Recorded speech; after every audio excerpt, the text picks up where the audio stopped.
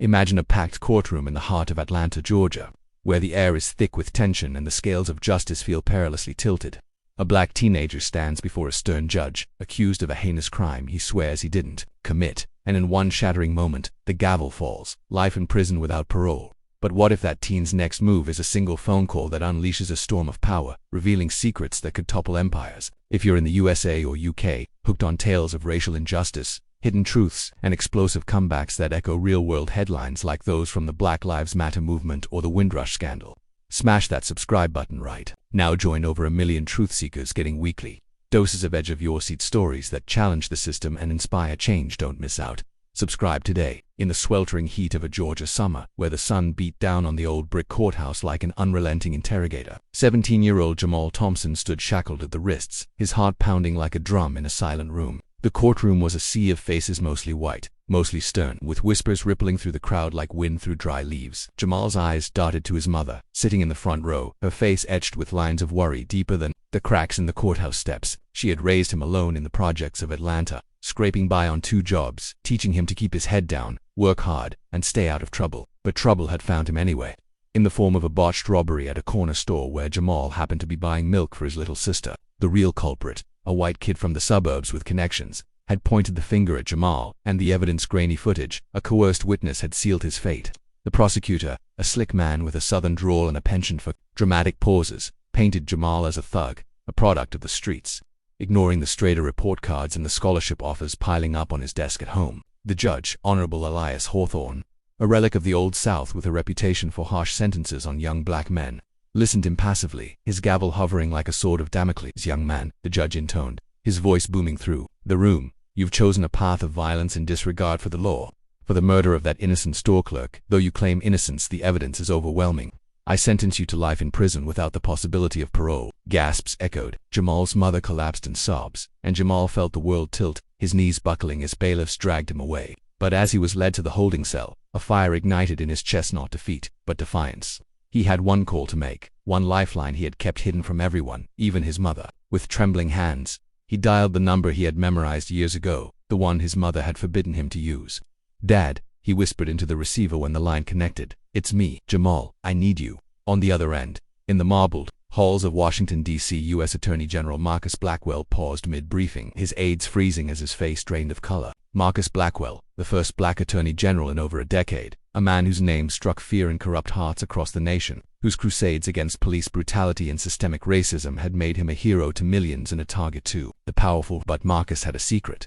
Jamal was his son, born from a fleeting college romance with Jamal's mother, a relationship Marcus had abandoned when ambition called him to Harvard Law and beyond. He had sent checks anonymously, watched from afar, but never claimed paternity publicly, fearing it would derail his career in a world still rife with prejudice. Now, hearing his son's voice, broken and desperate, Marcus felt the weight of his choices crash down.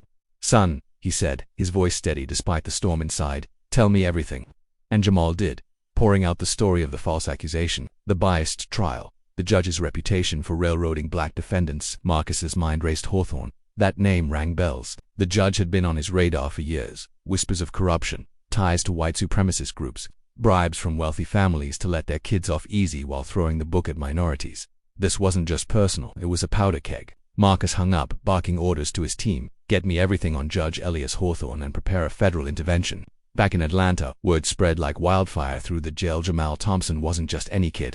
Rumors swirled that his father was someone big, but no one believed it until the next day when federal agents stormed the courthouse, warrants in hand. The twist hit hard. Marcus Blackwell arrived in person, striding into the holding area like a force of nature, embracing his son for the first time in 17 years.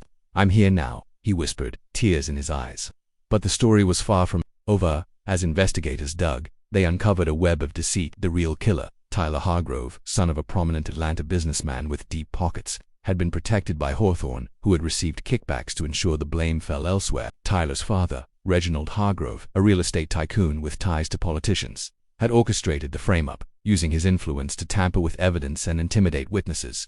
Marcus, leveraging his position, launched a full DOJ investigation, but twists piled on. It turned out Hawthorne wasn't just corrupt, he was part of a larger syndicate, a shadow network of judges and lawyers across the South who manipulated cases for profit, disproportionately targeting black and brown communities to keep prisons full and private facilities profiting. Jamal, released on bail pending retrial, became an overnight symbol, his face on every news channel from CNN to BBC, sparking protests in the streets of Atlanta, New York, London, crowds chanting justice for Jamal. But danger lurked. Reginald Hargrove cornered, hired thugs to silence Jamal, leading to a harrowing chase through the back alleys of the city where Jamal, drawing on street smarts his father never knew, evaded capture and turned the tables, recording the assailants' confessions on his phone. Marcus, racing to his son's side, confronted Hargrove in a tense standoff at a gala fundraiser, where the tycoon smirked. "You think you can touch me? I've got friends in high places." But Marcus had anticipated this. He had allies too, including a whistleblower from Hargrove's company, a young accountant who revealed ledgers showing millions funneled to Hawthorne and others. The arrest made headlines. Hargrove in cuffs, Hawthorne resigning in disgrace, the syndicate crumbling under federal raids. Yet the deepest twist came from within Jamal's mother, who had kept Marcus's identity secret not out of spite, but because Marcus had once been involved in a scandal himself, a youthful indiscretion, covered up by his mentors, and she feared it would drag Jamal down. Now, with everything exposed, Marcus faced his own reckoning, congressional hearings probing his past, threats to his position. In a pivotal moment, Jamal stood by his father in D.C., testifying not just about his ordeal but about forgiveness and reform. "My dad left me once," Jamal said to the cameras, "but he came back when it mattered. Now, let's make sure no other kid goes through what I did." The retrial exonerated Jamal fully, with Tyler confessing under pressure. Sentenced to the life term meant for Jamal. Marcus, vindicated, pushed through sweeping reforms. Mandatory body cams, bias training for judges, federal oversight on sentencing disparities. But the story twisted again. Jamal, forever changed, turned down his scholarships to study law, vowing to become a prosecutor like his dad, but one focused on the innocent. Years later, as Marcus retired, Jamal stepped into the spotlight, appointed as a special counsel, closing the circle. Their bond, forged in fire, became a beacon from abandonment to alliance, injustice to triumph. Protests evolved into policy changes, with UK activists citing Jamal's case in Parliament debates on racial profiling. The Hargrove empire fell, assets seized for reparations to victims of the syndicate. Hawthorne died in prison, alone and forgotten, and Jamal, he married his high school sweetheart, had kids of his own, teaching them the power of one call, one truth, to change the world. But whispers lingered. Was there more to Marcus's past? A hidden file surfaced, suggesting he had known about the syndicate earlier, choosing career over confrontation. Jamal confronted him. "Did you let it happen?" Marcus admitted partial truth. "I was building power to fight it." The final twist, Jamal forgave but used the info to expose deeper corruption, leading to a national reckoning. In the end, father and son stood together on the steps of the Supreme Court, advocating for a new amendment on equitable justice. Their story, echoing from Atlanta to London, reminded all that justice isn't blind, it's fought for, one revelation at a time. As the sun set on that fateful courthouse, now a museum of civil rights, Jamal reflected, life sentences could be overturned, families rebuilt, systems reformed, but the fight, it never ends.